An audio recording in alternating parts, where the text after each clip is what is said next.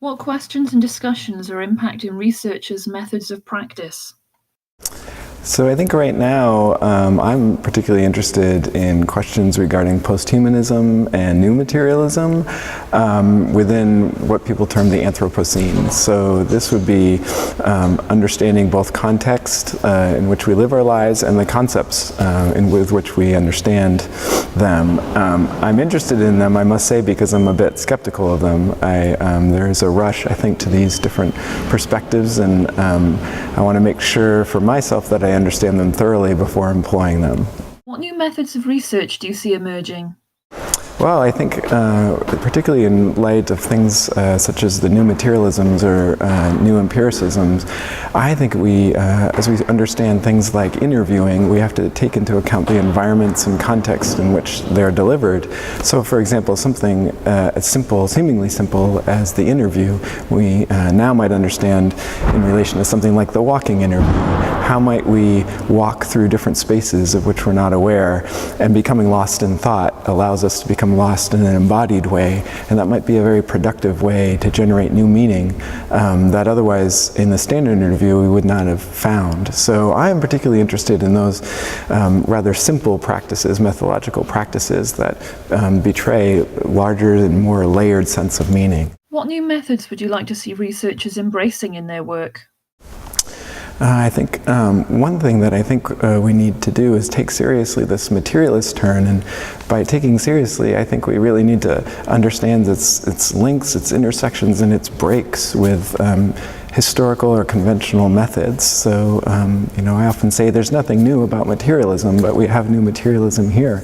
And so we really need to take into strong consideration the philosophical histories that these folks pull from. So, for instance, I've been reading a lot of Rosi Braidotti lately, who, of course, works with the philosopher Spinoza. And when we bring those two together and sort of fold them into themselves, we get particularly interesting elements of meaning. And so I think we need to trace back these different philosophical orientations. So it's a bit of philosophy as method that I think is a sort of emergent element of the field. How does posthumanism affect how researchers approach the process of research? Yeah, well, posthumanism, I think, as context and method, so it is as the context in which we find ourselves. It is a sort of historical moment, and I'm drawn, I believe I got this from Patty Leather, but the idea of post as standing at one's post as opposed to a temporal sense of post as beyond.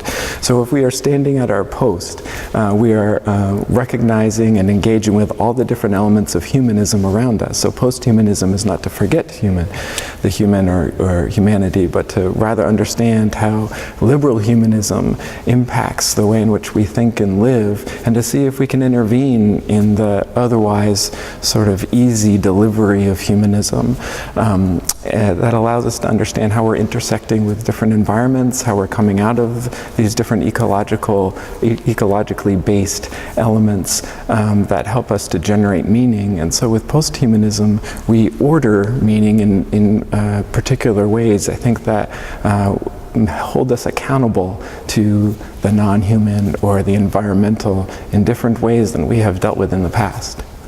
Are traditional definitions of ethical research practices changing? I believe they absolutely are. Traditionally, or in conventional research, our ethical deliberations were sort of very human-based, so they were stuck to sort of what are the ways in which we make claims about the individual subject, which was entirely human. Now we have to understand the ethical, I think, in a relational way. So ethics don't precede the moment of methodological engagement. They grow out of the moment of inaction, of methodological inaction. So the whole notion of the ethical is now intersects and relational in particularly productive ways. What do you see as the key responsibilities of the researcher? The key responsibilities, I think, extend out of an enacted methodology, so that this notion of ethical responsibility no longer precedes the action, the methodological act. It comes out in the moment, and it comes out in often the most mundane moments. And I think so we need to understand ethics as being practiced, as being engaged, as being performed, and otherwise we need to understand the ethically important moments that are found in their everyday practices as researchers. In The Responsible Methodologist, he suggests that researchers should be thinking of their work as a method of social change. Can you unpack that idea for us?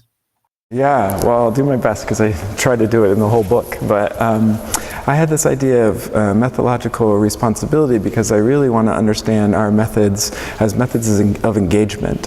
And so we are intervening through our methodological practices in the sort of normal repetition of the day.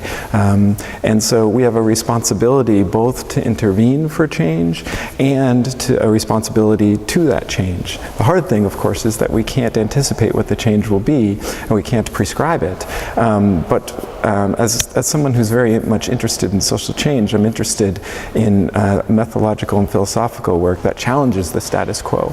I think that the status quo cannot stand, and it's always circulating, and so we need to intervene in particularly productive ways to allow it to go in a different direction for a different type of possibility, hopefully one that is more socially just in order.